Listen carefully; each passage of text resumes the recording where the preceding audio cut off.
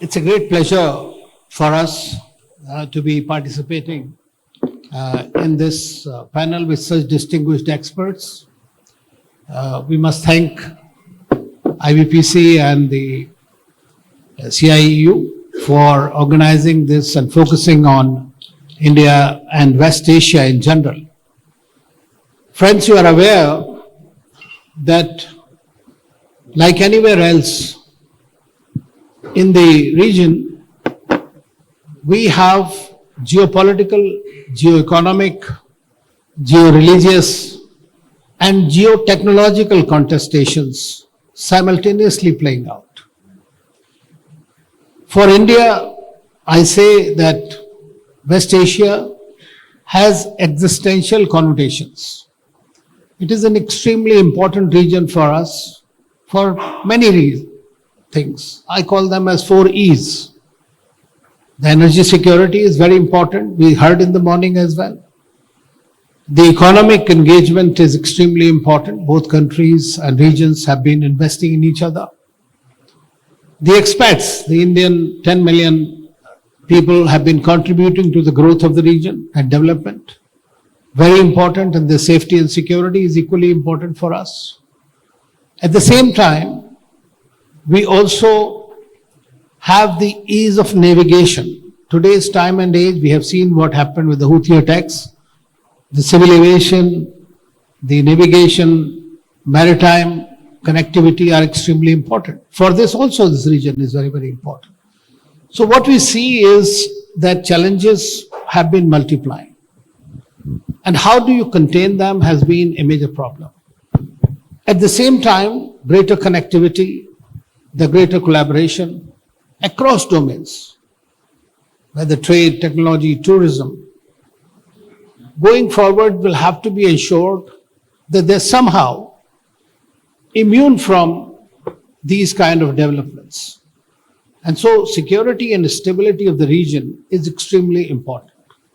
So what in this panel we are going to discuss with our distinguished friends here is that how to make it more functional, more profitable for the businesses, more efficient, whether it is the I2U2 which is started, which is India, UAE, USA and Israel. It was called as a quad, mini quad, sort of, a different kind of a quad, West Quad. It has grown very fast because it has its institutional mechanisms. Specific projects have been done, whether it is in hybrid electricity, energy, or in the food corridors. Food security, energy security is very important. And this region is as important for India in that particular domain. So I think that we will have to find ways, understand the dynamic, how it is playing out. And India so far has been working mainly with the West Asian countries in a bilateral context. Sub-regional and regional organizations have been somewhat less accentuated in our relationship with the region. But it has started happening. I2U2 the first, then IUSU with Saudi Arabia, UAE and USA came the second. And then on the sidelines of G20, we had the India, Middle East, Europe Economic Corridor being announced, which is in itself a very bold idea. Despite the regional volatility, it has been conceived and hoped that it is going to work together.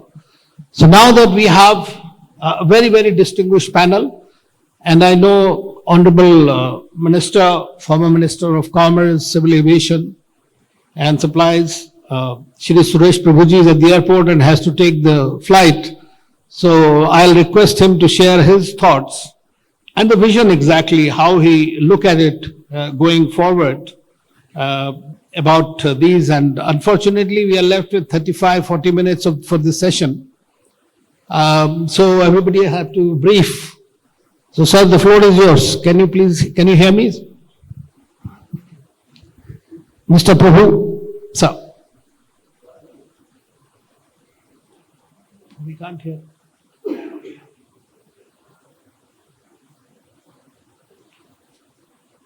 Can you please unmute yourself? Is he unmuted? Technically, please see. Just 1 second. Yeah. Mike. And now we can hear you, sir. Please go ahead. Yes, we can hear you. Please go ahead. Hello? Yes, please. Yes, yes. Okay. So, Ambassador, thank you very much.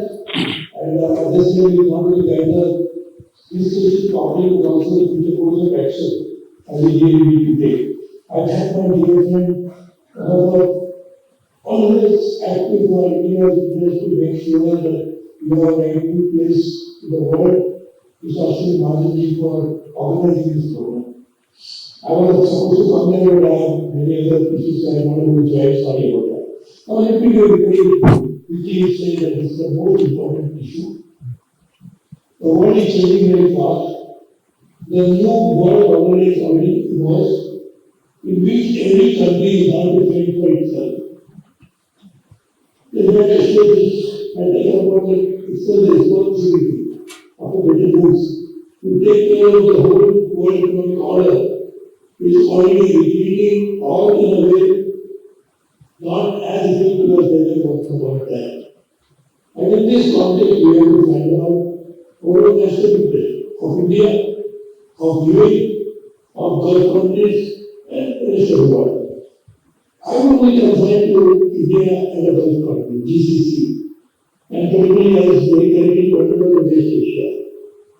You call it BDC, the West Asia is a great distinction, and again, congratulations for that. Now, let me tell you something which from my personal experience with the duration of concentration mission. I used to go there, a high-level task force with His Highness Sheikh Hamid, the younger brother of the President of India. And we had decided at that time that we will actually prepare a roadmap for a comprehensive economic partnership agreement, CEPA.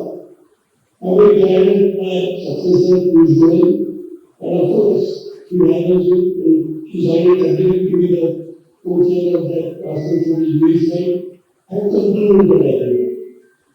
We have worked on many things like that, and I'm trying to see everything has come to fruition. As it always happens, it takes some time to happen, and it always happens. In that context, let me remind you this. The West Asia, and particularly Gulf countries, are sitting on huge resources. One, financial resources. So one of the world's biggest foreign wealth funds are actually in UAE, Abu Dhabi, whether it is Anil, whether it is Dubai, whether it is all these funds. And even go to Saudi Arabia, they have similar huge financial resources. So it's Qatar.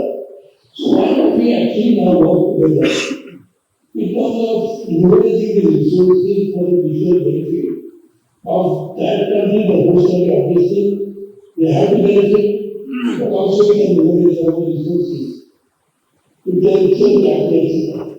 Whereas Anil and the Minister of Impact, whereas Atal's cabinet, I proposed to Oman that when you make investments, you actually try to make investments into something which gives you return little more than what a typical financial issue will get. Then we not use knowledge and intellectual property rights of Indian, South Indian companies. And in that we invest in that we can get huge amount. That was Minister in charge of, understand, pharmaceutical as well as others. So I talked about new molecule development. That was small thing at that time.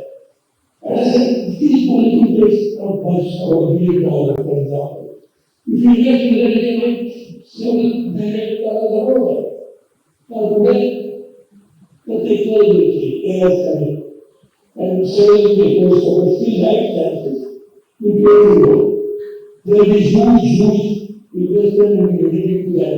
And can also have a huge upside into those investments. So today, let us become things. Tell India and these countries forge a partnership for leveraging each other's strength. In the case today, Indians love most of these countries. Many chartered from the UAE and many other professionals we are running against present scientific activities here. We know how these professions contribute to this. And I think we can actually create a new roadmap for working on it. Today's data provides only one window. That is why if you manufacture something in either country and export to the other country, you get duty-free entry to that.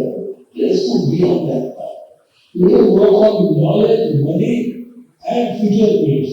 Can we align all that together? If there is huge positive impact. We realize He's very forward-looking person. He has a fantastic vision. I will keep meeting him, even though I'm not a minister, I always keep meeting him every now and then. And we keep talking about these issues. Can we person work together on making a new idea which can actually help each one of us to make it happen? When I was in Saudi recently, I was in the experience.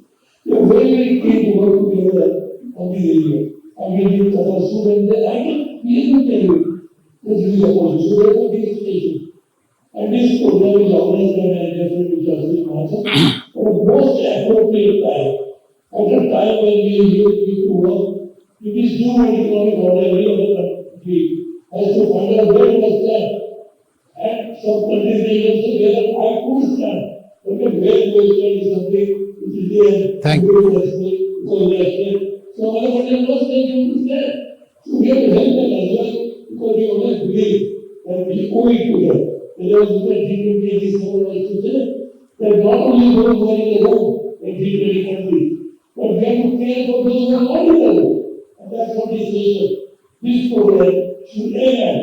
Work for those countries in Africa, Latin America, even in Asia, who have no voice, who work for them in a way that West Asia, India can forge a partnership, not only to benefit each other, but also to benefit them. Thank you, sir. Thank you for those very enlightening words, sir. Thank you very much. I know you have to take the flight, but thank you for sparing the time. Now, may I ask Ambassador Hayek to share his thoughts exactly how does he see that Israeli innovation can act as a bridge, basically in a trilateral space as well as in the IMEC. And how do you see the prospects of the IMEC given the kind of conflict that is going on in the region? Ambassador Hayek, please. Unmute yourself. Please unmute yourself. Yeah. I'd like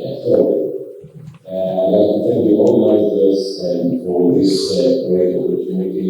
Israel and India have great relations for many years. We are doing it for, we are cooperating many years. And with the UAE, it's quite new relations. When I just landed in the UAE as the first Israeli ambassador in 2021, I told the Emiratis that we were looking to the west, to Europe, the United States, and when we looked east, we saw Jordan, we saw Far, and then we saw India. So we lost 50 years of cooperation in this region. And this is something that we need and we will close again. Now, we signed the CEPA with the UAE in 2022. It was the second CEPA that the UAE signed. The first one was with India. And since then we signed around 20 agreements, and they have around 10 pipeline. Which can make them a very significant and very important player in the trade in this region. Now, we are talking about some joint projects, and you mentioned the IPU2, you mentioned the IMEC. For that, we need desperately, we need the private sector. Governments can prepare the ground, and the private sector needs to do it. The private sector are the ones that will make it from dream to reality. And for that, we have many sectors that we will need to look at. Not only the common one, but when we are talking about sectors, We can talk about renewable energy, we can talk about water treatment, we can talk about healthcare, and we can talk about cybersecurity, we can talk about food tech and agrotechnology, and I believe that in order to make it happen, we need one focal point. For example, if we are talking about some environment and renewable energy and water treatment, let's say that the focal point will be Dr. Sultan Jaro in the UAE. We can come with the projects. We need to analyze the projects, prioritize them. We need to use visibility studies, if they are visible or not. And then we, as countries, as governments, I'm not a part of the Israeli government anymore. I was not a career diplomat. Excuse me?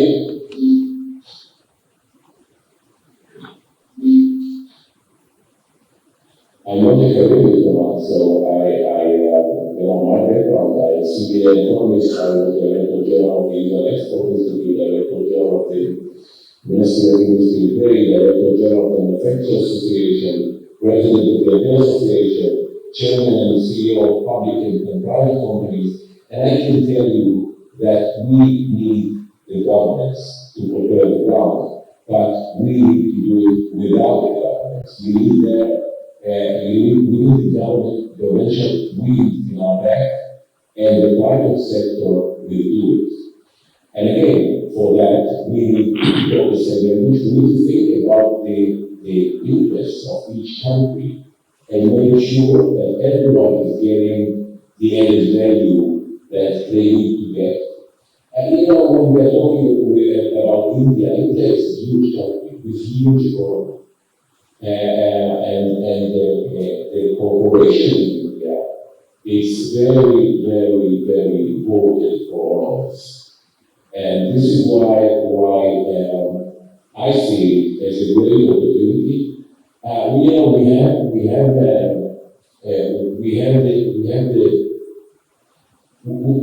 have the previous His Excellency, the previous minister, and he said that we have financial resources in the region.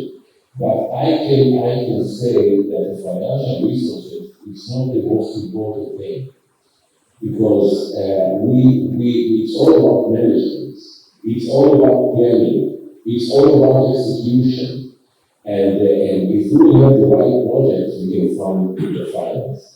We don't need the UAE for the financial resources. We need the UAE for their brain. We need the UAE for their management capabilities. We need the UAE for their way of executing, of planning, long-term planning. For that, we need the UAE. Yeah. If that comes with the financing, it's great. Yes. But we are not. This is not the main reason. Thank you so much. But without the money, nothing moves. So I'll go to the, because it's estimated that about $500 billion are required to execute the IMEC. Now, Paras, I would like to ask you, how does the business essentially look at this IMEC corridor, and do they think that there is a greater potential, because there are already competing routes around, and they are also working. So how do you see, and how they can generate the kind of finances required for it?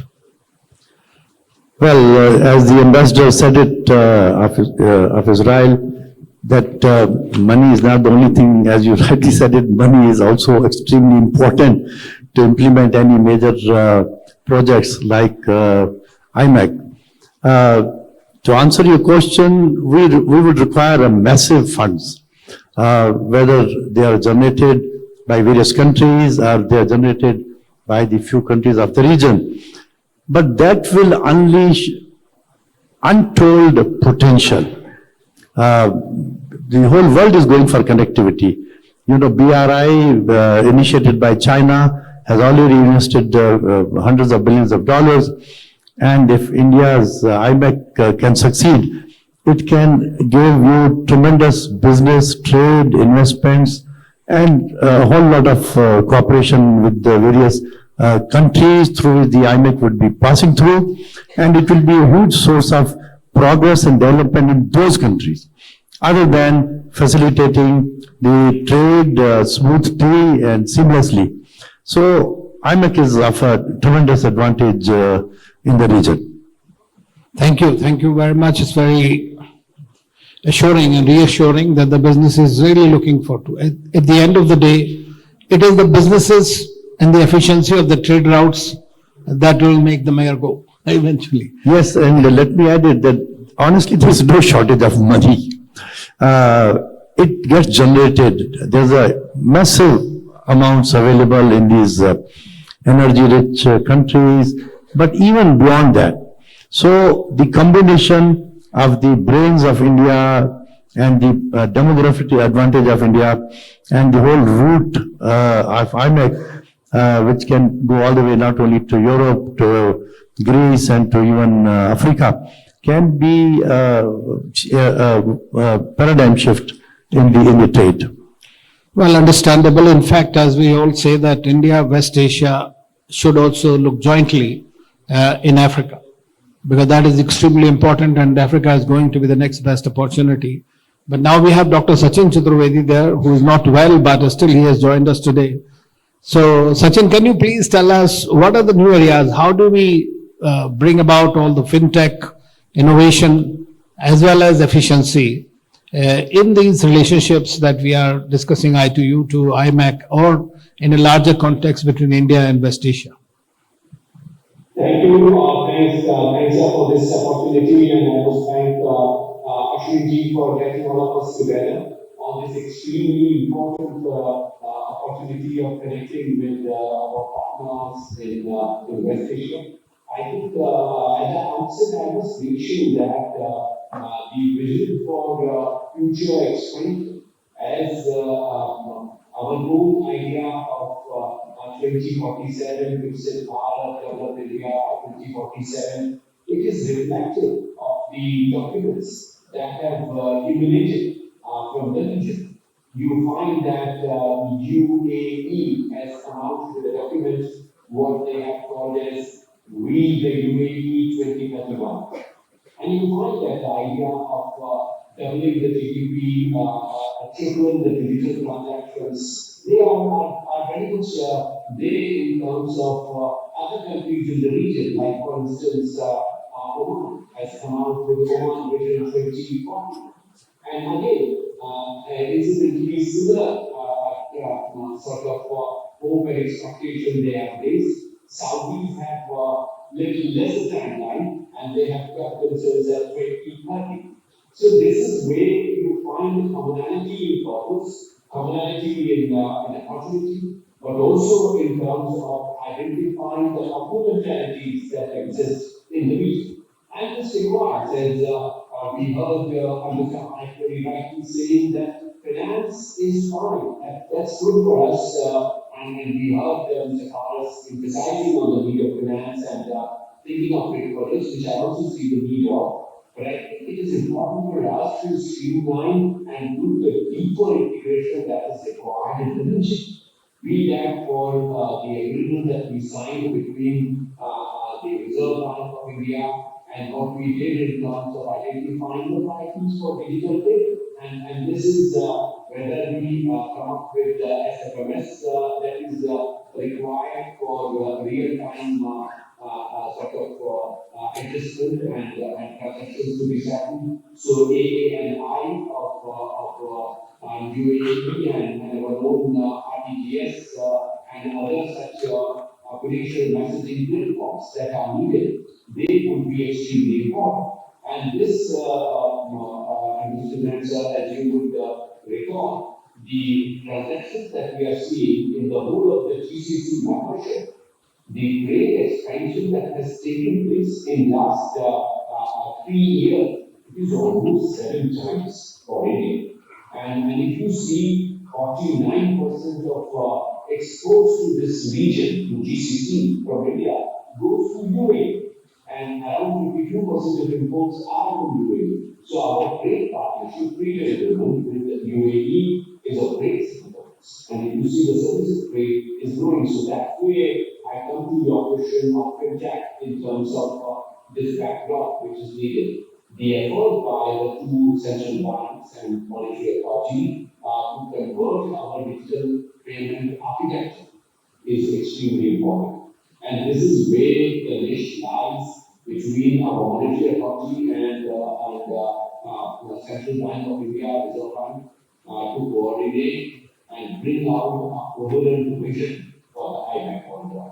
The conference which Ashwini had organized in Delhi some time back, we all had discussed the possibility of IMEC as a digital payment corridor for the region. And this starts from India and ends with Israel, where the mutual compatibility for infrastructure, digital payment architecture, credit creation, credit disbursement, and also repayment facilities would have to be developed. And this is where exactly it's important for us to bring in greater opportunity for us to see the trade numbers which are extremely telling.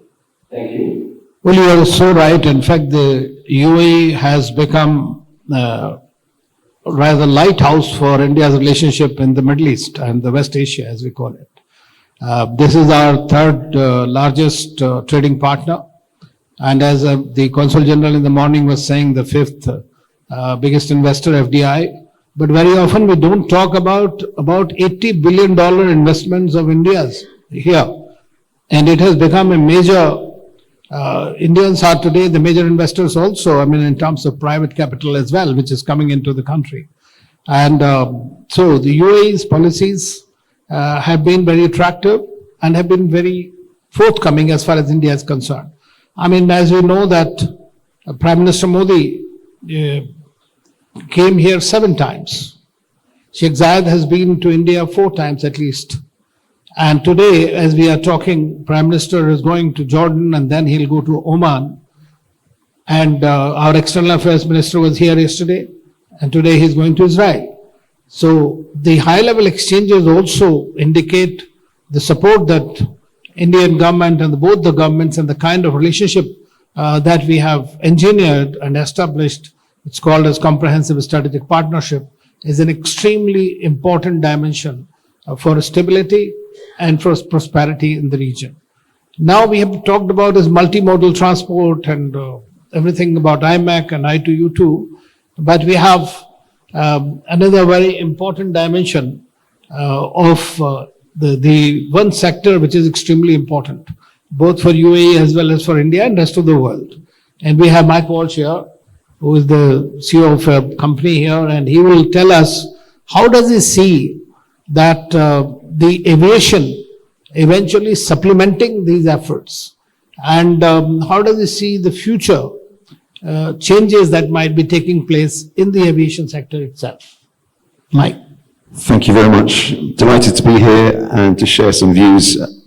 So this is like my 28th year now in aviation. It's the first job I started way back when with an Irish national carrier as a check-in agent at a Heathrow airport. And I've been sort of blessed to have been all around the world working in the industry in various sectors. And India's always been on the peripheral in some ways up until, I would say, 2015. One is that because the regulation and the infrastructure was not coherent with international standards at that point in time. There was a lot of ambition, but the execution was poor, if I'm being completely honest. I would say the last decade, it's come on leaps and bounds, and it's credit to the Modi government to really have the foresight to really invest in infrastructure around airports in particular, MRO sector to support the aircraft when they need to be maintained, as well as encouraging, from an employment perspective, more direct foreign investment, because without, as the ambassador mentioned, the private sector getting involved, it's very hard to have a profitable sector if the government is subsidizing everything. India now is really playing a major role both from an import and export perspective. And we need to look at now expectations. We talk about digital trade. We've seen the explosion of overnight delivery services. You can go on your app and book on Cieu and get next day deliveries. Most of this now is going by air. It's the longer term stuff, probably during COVID, that you would have seen, like outdoor furniture and things that goes by ship. But the expectation now on clothing, on white goods, on electronics is all going by air. And it's not just belly freight underneath the passenger, but there is a huge demand for both wide body and narrow body freighter aircraft globally. It's a huge backlog. But when it comes to the passenger side, there's also a huge backlog on new deliveries. So you're seeing strains put on existing fleet, which are somewhere around 18 to 24 years old. Airlines have no option but to extend the life of these aircraft because there's been such delays brought on from the pandemic, supply chain issues, plus just poor delivery by the OEMs. They'll admit themselves that they've had some major issues, both at engines, not just the fuselage of the aircraft, but engines in particular now are causing major headaches. So there's huge growth over the last 24 months in the passenger, in particular GCC economies and the UAE and Saudi, and India is right in the middle between China, Middle East, and of course Europe. So the flow of cargo is typically coming via hubs like Istanbul, UAE, Riyadh, and you're starting to see now the links between China and India, even despite the geopolitical tensions that have been ongoing before. When it comes to cargo, we're seeing that electronics, white goods, and e-commerce coming into India from China, and pharma coming back the other way. This brings a lot of opportunities, I think, in looking at what does the future look like. We talk about sustainability of our industry. We do have the responsibility for from the environmental side, but there's only so many things that we can really move the needle with. One is sustainable aviation fuel, which a lot of you in the room will have heard about, but realize that it's still nearly 3 times the cost of normal Jet A1 fuel. But what role can India play and the UAE? First of all, I think under the CEPA agreement, the UAE has a lot to offer in terms of its expertise around civil aviation authority, air traffic management systems, and educating how India can lessen the headaches of delays above airports when you're landing or taking off, being more efficient in those movements.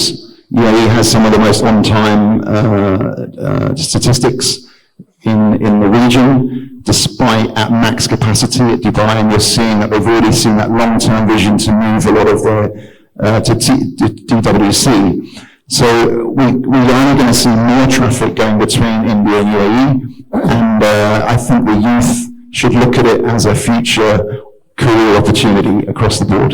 Okay, thank you.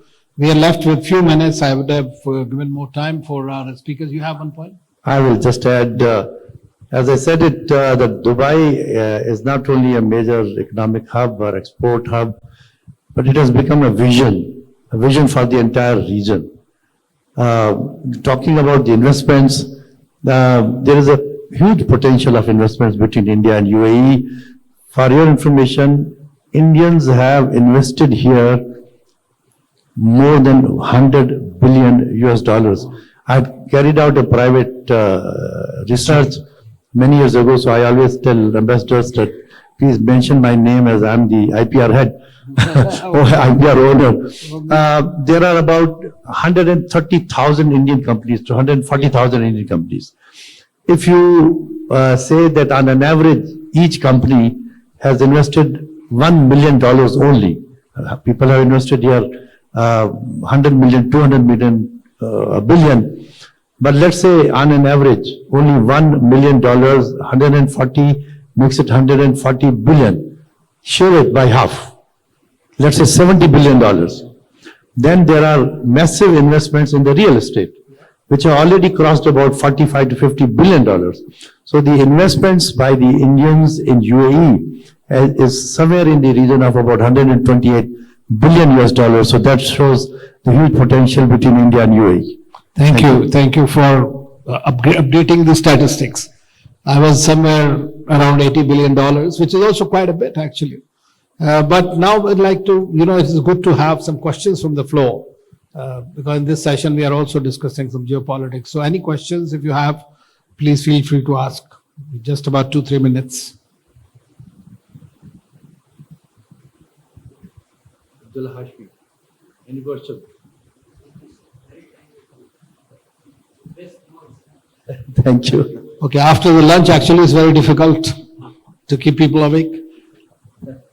But then, since I like to give now floor to 1 minute each to both our speakers online. And now, Sachin, would you like to say something, add something to what you have said, and then Ambassador? Thank you. Thank you, friends, Anil, for this opportunity. I want to say something different, particularly in context of the new evidences that we are getting from multiple studies in the realm of economics, where culture and economy are connected. And this January, we are hosting a delegation at our university, Nalanda University from UAE. The UAE University delegation is coming to us, and they are extremely keen to establish a new center at our university called Gandhi Zaid Center for tolerance, sustainability, and on that peace. So peace, tolerance, and sustainability. This is what we are discussing. And this is to study religious coexistence. The idea of peace, prosperity, and moving towards sustainability. That's the objective of the center. So what we are hearing there today, what Anil was just now mentioning, I think trade, investment, technology, and finance, all four together, make much bigger impact when there is peace, when there is prosperity, and when there is collective vision for space for everyone.